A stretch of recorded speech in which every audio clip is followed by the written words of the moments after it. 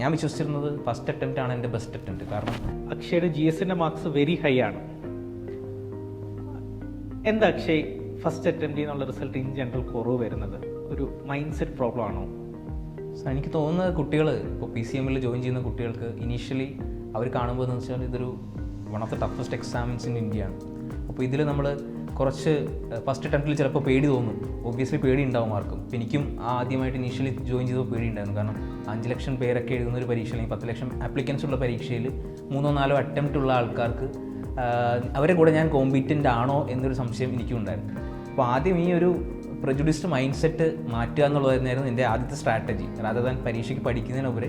അപ്പോൾ ഞാനൊന്ന് നോക്കി പരീക്ഷയെക്കുറിച്ച് ഞാനൊന്ന് കൂടുതൽ പരീക്ഷയ്ക്ക് പഠിക്കുന്നതിലുപരി പരീക്ഷയെക്കുറിച്ച് കുറച്ചുകൂടി നന്നായി മനസ്സിലാക്കാൻ ഞാൻ ശ്രമിച്ചു.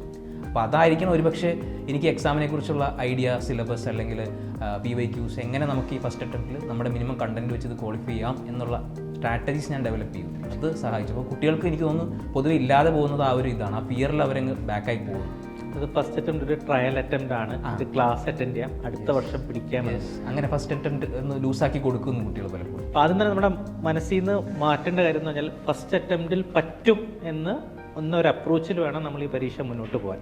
അതെ, നമ്മുടെ ഒരു ബെസ്റ്റ് അറ്റംപ്റ്റ് ആണ് നമ്മുടെ എപ്പോഴും ഞാൻ വിശ്വസിച്ചിരുന്നത് ഫസ്റ്റ് അറ്റംപ്റ്റ് ആണ് എൻ്റെ ബെസ്റ്റ് അറ്റംപ്റ്റ്. കാരണം ഞാൻ ക്ലാസ്സുകളിൽ പോകുന്നു, റിവൈസ് ചെയ്യുന്നു. അപ്പോൾ ആ ക്ലാസ്സിൽ നിന്ന് കിട്ടുന്ന ആ ഇമ്മീഡിയറ്റ് മെമ്മറി എൻ്റെ കയ്യിലുണ്ട്, ഞാൻ റിവൈസ് ചെയ്യുന്ന കാര്യങ്ങളും എൻ്റെ കയ്യിലുണ്ട്. അപ്പോൾ ഒരു 2-3 തവണ റിവിഷൻ ഓൾറെഡി വന്നു കഴിഞ്ഞു. അപ്പോൾ ഈ അറ്റംപ്റ്റിൽ എഴുതാൻ പറ്റുന്ന അത്രയും കാര്യങ്ങൾ ചിലപ്പോൾ എനിക്ക് ആ ക്ലാസ്സിന് മെമ്മറി എനിക്ക് അടുത്ത തവണ കിട്ടിയെന്ന് വരില്ല. അപ്പോൾ ഞാനത് ഇത് ബെസ്റ്റ് അറ്റംപ്റ്റ് തന്നെ കൊടുക്കും.